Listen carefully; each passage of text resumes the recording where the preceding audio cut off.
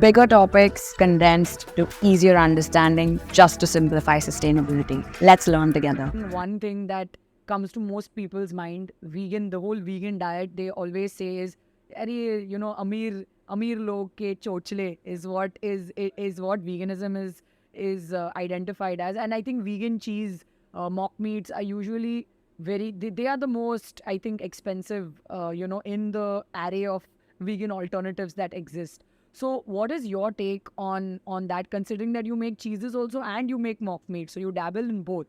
So yeah, why is it so expensive, Rishu? Can you help people understand? Well, Safra, I don't think it's expensive. It used to be expensive. If you'll go back you go back like 3 years, it used to be expensive, but not anymore. Prices are getting down. Uh, Products are getting more accessible, more affordable.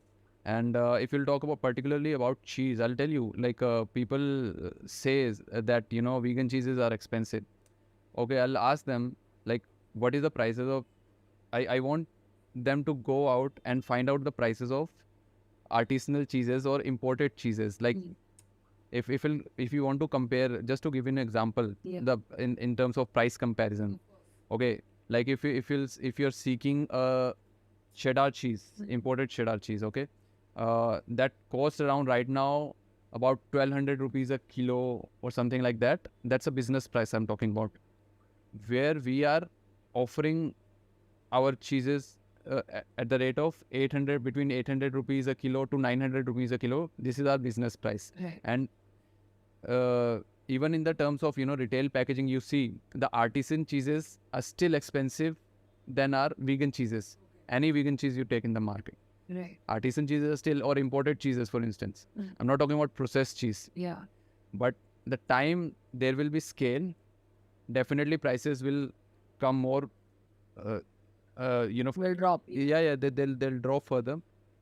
And this is what happened with processed cheese. Right. When it got introduced in Indian market, there was a time when people couldn't afford those cheeses. It was a product of luxury. Now it's like every other person is having that thing. We have that kind of scale, and company are able to making money with the small margins. So this is why they're offering product on such affordable rates. When this kind of scale we will achieve in the vegan industry, definitely you will see these kind of prices happening with the vegan products also. Yes. So I have maybe a controversial question here, and I hope you can throw some light on it without taking any names of the big dairy players. Okay, from the little knowledge that I have, I do know that they get a lot of subsidies. Now, does that also factor into the retail price that we see on shelves? Like, because the minute we say vegan cheese price, a regular person is like, "Arey, हमें X brand का ये 10 slice मुझे I'm getting for under 100." I'm just giving a random example. I don't know the exact retail price. But do you think these companies are able to further afford it? Of course, with raw material prices being low, but also subsidies, do they have a role to play? Major role to play, Sefra. Just to give you an example, I know this thing about Punjab because this was my first-hand experience. Some of my relative started a dairy. They got a loan of 50 lakh rupees Oh, wow. without any collateral. And what did they have to show? Like, They just won't need to. You just need to prepare papers and ask the bank that you are starting a dairy business. okay. They'll give you collateral loans are available for you. So this kind of facility, like you have funding of 50 lakh rupees, Safra. Yeah. Imagine that. So, and on top of that, there are low rates of taxes, right? So definitely we cannot imagine that kind of facility in the vegan business Right. as of now, Yeah.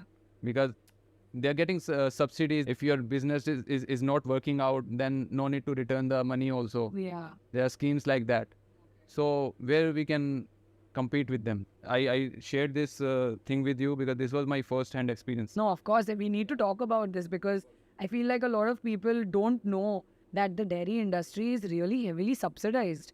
And people sometimes make it to sound like, oh, so these things only happen in US, UK, हमारे India में ऐसा नहीं होता है. But that's not true. It is a very heavily subsidized industry. So yeah, thank you so much for giving us that example, and I hope people are listening and thinking about it.